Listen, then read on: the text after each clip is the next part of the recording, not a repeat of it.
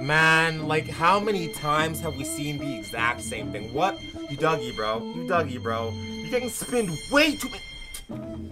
Oh my gosh, bro. That's disgusting, bro. Wow, bro. And yeah, Pedro Portal, bro. What the hell were you doing back there, bro? Come on, cool. Oh, yeah! Oh, nice ball. Yeah!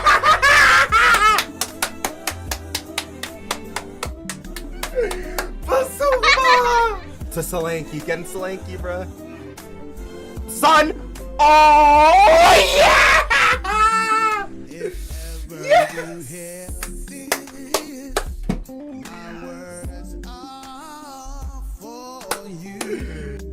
Nice find!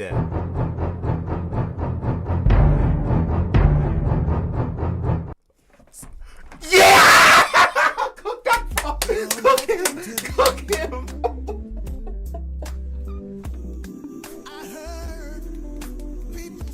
Cook him, bro! Cook him! Cook him, bro! Oh my gosh, bro! Cook him, bro! Cook him, bro!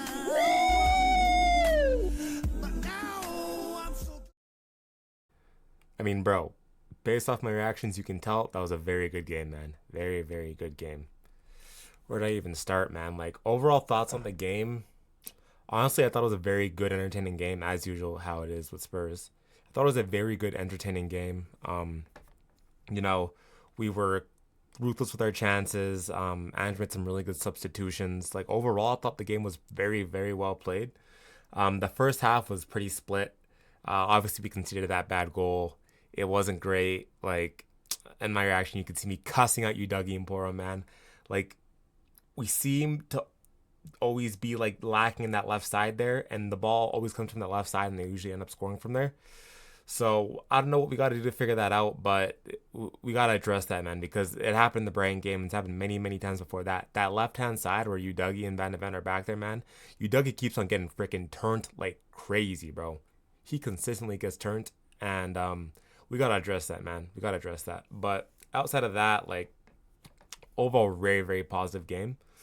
Another thing I want to chime in on here is the set pieces, and I think our defensive set pieces has been fantastic this season. Like, from all the narratives about last season about how we cannot defend set pieces and Vicario this, Vicario that, it's actually been very, very good this season.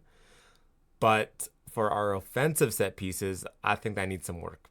So it's gonna take time, obviously. Like, we got a lot to do here. It's a process, but I think our offensive set pieces need a lot of work. But hey, we'll get there. We'll get there. But yeah, man, like, overall, very good game. Like, we took our chances. Like, we've been very ruthless with our chances lately, and this is how we're going to win these games. Like, as long as we keep finishing and being clinical, we're going to win these games. And our counterattack is looking amazing. And let's just talk about that Ange substitution, bro. Wow. Wow, wow, wow. That has balls. That took guts, bro. Guts. And Ange, man, me personally, I wouldn't have done it. But hey, that's why I'm not the coach, because you were very, very smart to do that. And that was probably a career-defining change. Imagine what would happen if we made that sub and then we went on to lose that game. Bro, everyone would have been calling for Ange's head, bruh. But this actually worked out really good. And I think everyone's reaction at the start of the second half was like, whoa, wait, why is Madison coming off? Like, I personally thought like either Madison was hurt, or I thought like Basuma was coming off for Sar, but that wouldn't really make sense. I was like, wait, Sar is our six? Like, I don't know, man. But when I saw Madison and like he was healthy and like there was nothing wrong, I was like, whoa, that's crazy.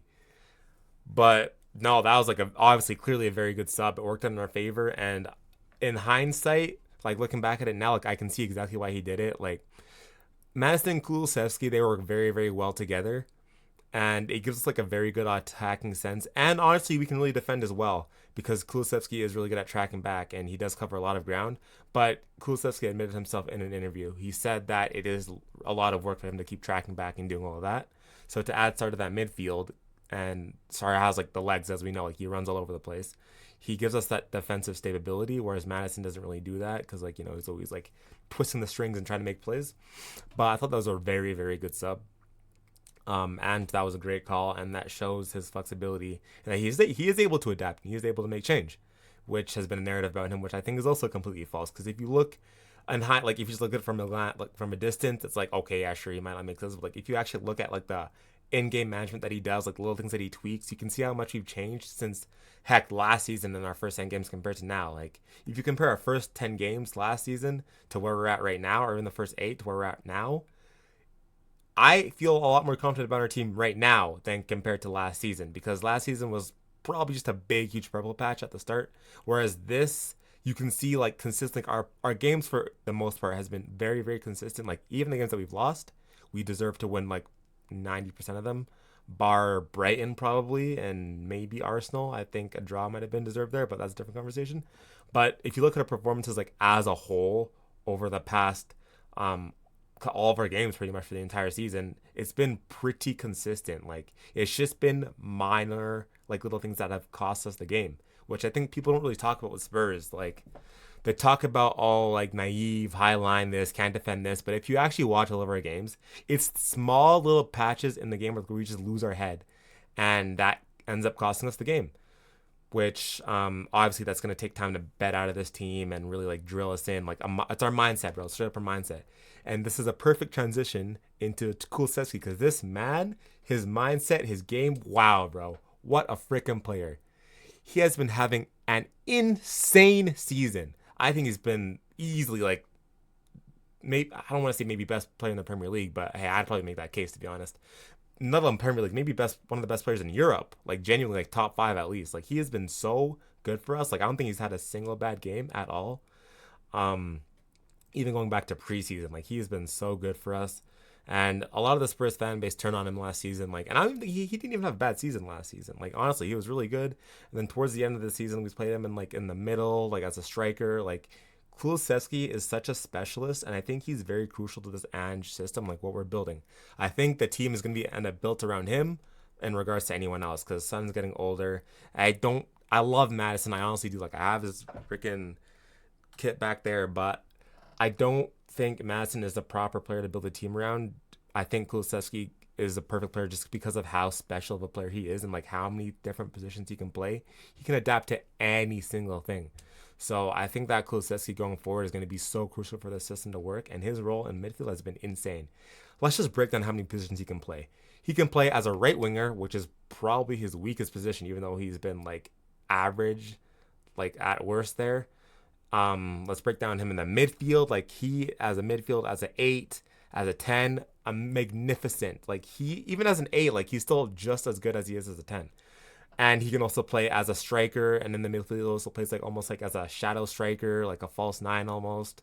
And when he's up in the top, like he's just so versatile. And he can play on the left too. Like we've seen him play at the left as well. Like he is so versatile, and he plays the entire game like most of the time. I don't know how this guy does it. Like he is a special player.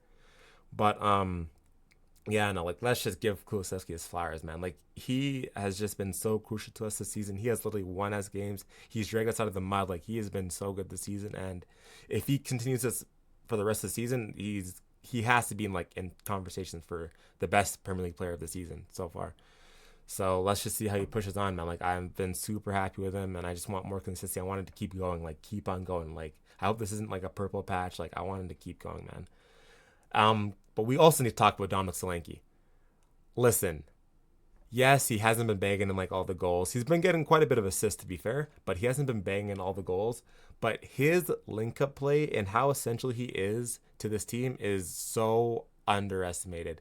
He's almost like the sacrificial lamb, if that makes sense. Like he has been the root cause of so many reasons why I've been able to score so many goals. Like a lot of the times our play starts like with him. Like he makes that like good pass to get it like up the pitch or break the press, that type of thing to get us up and out of our own end.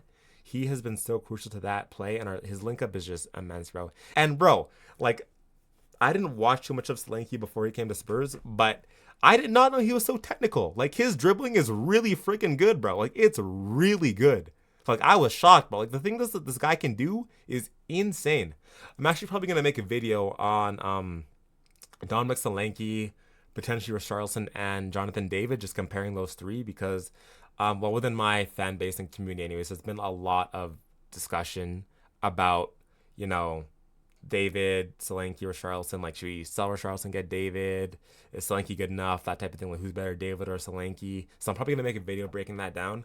Solanke has just been so good. Like, yes, he hasn't been banging in the goals, but I think that'll come over time. Like, he came off like an injury. Like, he's still getting used to the system. He didn't even have a full training camp with us, so it's just gonna take some time. But I think if he can fix up that final third and like get into the right positions for us, he'll start banging in the goals, and then he'll just be like the perfect striker for us. He already fits the system like a glove, so I have no worries about him. I'm super high on him. I've loved how he's played for us. I think he's been one of our most underrated players of the season so far.